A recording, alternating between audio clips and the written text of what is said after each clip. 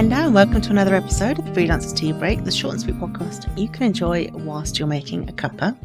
I hope you have a particularly festive cuppa at the moment. I'm slightly obsessed with chai tea, but I thoroughly encourage the use of as many hot chocolates as possible to keep you nice and warm this winter.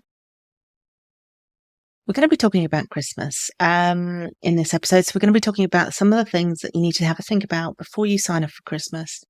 And I know Christmas doesn't apply to everybody, but in the UK in particular, everything does tend to power down for then. So even if you're not planning on taking any time off, these are things that you might want to think about or your clients might be thinking about. So it's things to consider.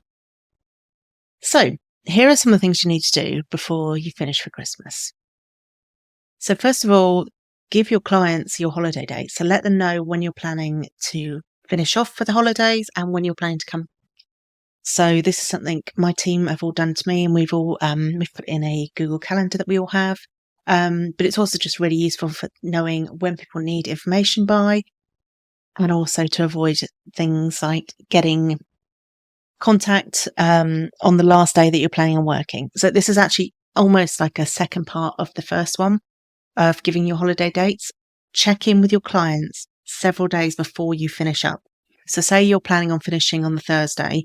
Get in touch on the Monday and say, is there anything else you need doing this week?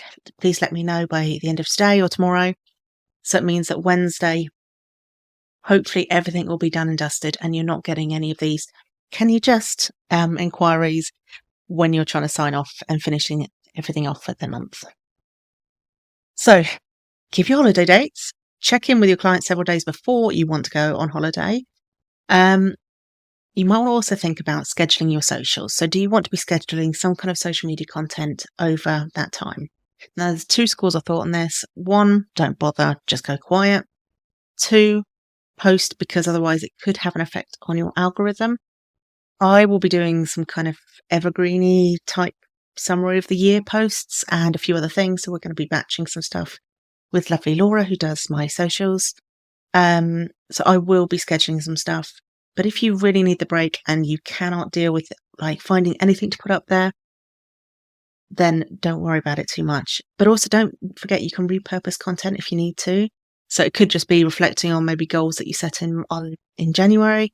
It could be just resharing some things that you're really proud of that year.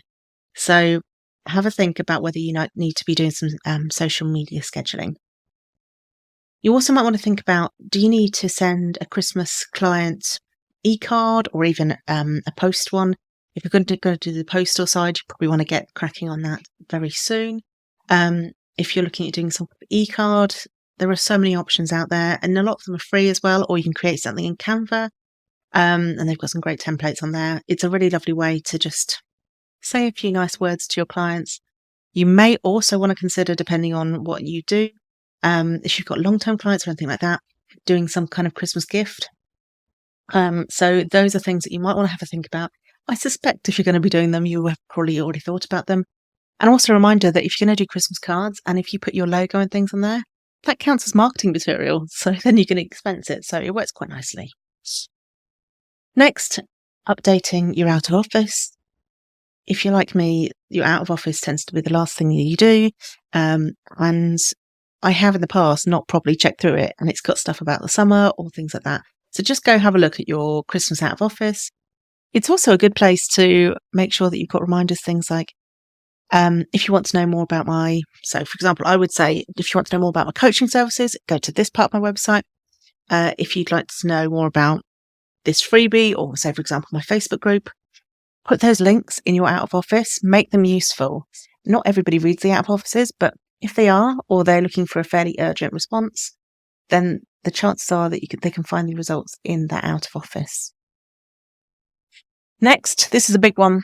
Pay any of your suppliers. So if you're working with other freelancers or anything like that, pay them before Christmas. There is nothing more frustrating than waiting for a payment and then discovering that the client has gone on holiday or gone on their Christmas holidays and doesn't intend to pay for you until the new year.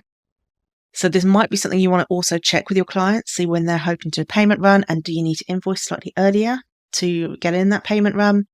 But if you owe anyone money before Christmas, please make sure you do it earlier when you are finishing up, rather than waiting until the new year.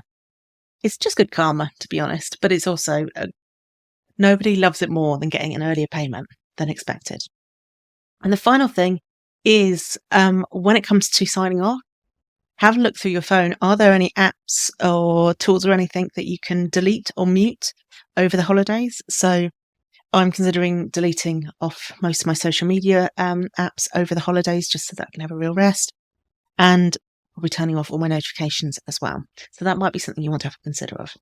So just to recap, give your holiday dates to your clients. Check in with the client several days before to make sure you don't get any last minute ones. Schedule socials if you're planning on doing that. Also, in addition to that, newsletters if you're planning on doing newsletters over that time. It's not a bad idea, but just be aware that Boxing Day and the day after Boxing Day, there's going to be so many sale emails going out, so you'll probably be battling with those. Sending that client Christmas message, whether it's e-cards, postal, anything, updating your out of office, pay any of your suppliers before Christmas, and delete or mute any apps or notifications that you don't want going off over Christmas so that you can actually properly rest. So I hope that's useful, but I'd love to know anything else you think is really important to do before Christmas as a freelancer. Obviously, there are the other things like do your food shop, put the Christmas tree up, all those kind of things. As a freelancer in particular, is there anything that you love to do around Christmas or the run up to Christmas? Do let me know by coming over to the Facebook group, the Freelance Lifestylers, or come find me on Instagram. That is where I'm most often, at Emma Cossey.